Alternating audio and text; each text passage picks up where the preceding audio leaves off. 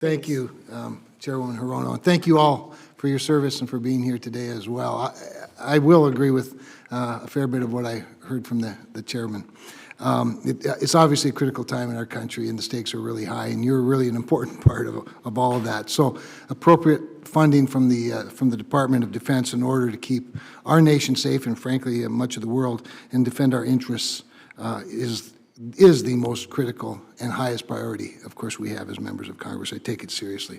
To this end, I want to thank the Chairwoman for calling today's hearing to examine Navy and Marine Corps programs in the President's fiscal year 2023 budget request. But I have to say, like last year, I am concerned. I'm concerned that President Biden's defense budget request is woefully inadequate. Nowhere near enough to give our Navy and Marine Corps the resources, equipment, and training that they need. Quite simply because this budget doesn't keep up with inflation, it's a cut. And I'm hopeful that we can come together again to provide the Department with the real budget growth that is necessary to fund critical modernization, readiness, and personnel shortfalls. Regarding the President's budget, I do want to make 3 technical points. First, we just received the detailed budget justification material on Friday, despite the budget being submitted a month ago. We need to get the NDAA done, and this delay is not helpful. Second, this year's shipbuilding plan's choose-your-own-adventure format lacks coherence, and 3 different outcomes raise more questions than they answer. And lastly, the procurement of the amphibious ship LHA-9 is double-counted in this budget in contravention of the law. This is something that I've raised with a number of the officers that have come into the office as well. We need an explanation on that, please. More broadly, I am concerned about the state of our Navy and its downward trajectory. It seems to me that the Navy is dealing with the confluence of 4 key issues. First, President Reagan added a lot of ships to the fleet quickly, right? Nearly a 600-ship Navy. 13 of the 24 ships proposed for decommissioning this year were procured in the 1980s. The Reagan-era ships are reaching the end of service life in large quantities, just like they were brought in large quantities. Former Navy officials' promises over the years to modernize and extend the service life of many of these ships or replace them with new ships, of course, have not panned out. Second, as the Chairwoman mentioned, the LCS program was planned to be a major portion of our fleet, with 55 of these ships in service by 2018. Instead, we have 24 today. Unfortunately, this class has been plagued with problems from the start, and a key reason for the program, the anti-submarine warfare capability, which was supposed to be operational just 12 years ago, was canceled altogether in this budget. 9 of the 24 ships proposed for decommissioning are LCSs. Third, we need Navy shipbuilding programs that can scale up. There is a high opportunity cost in time and money for failure in Navy shipbuilding, and again, this is an area where the Chairwoman and I agree. It's a key lesson of the LCS, the CGX, the DDX, and DDG 1000 programs.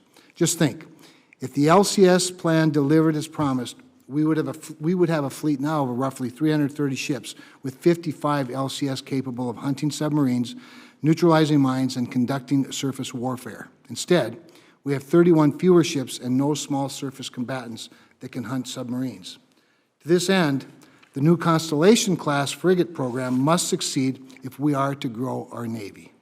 Unfortunately, the lead ship won't be finished until 2026, 11 years after the last of our 51 Oliver Hazard Perry-class frigates was decommissioned, which has resulted in acute and continuing frigate gap in the Navy's ability to escort convoys, hunt submarines, and defend high-value assets.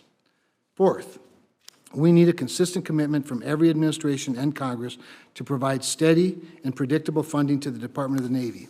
As bad as the President's 2023 budget request is, the projected cuts to shipbuilding in future years are worse, with the LPD amphibious ship production line abruptly ending with no transition plan.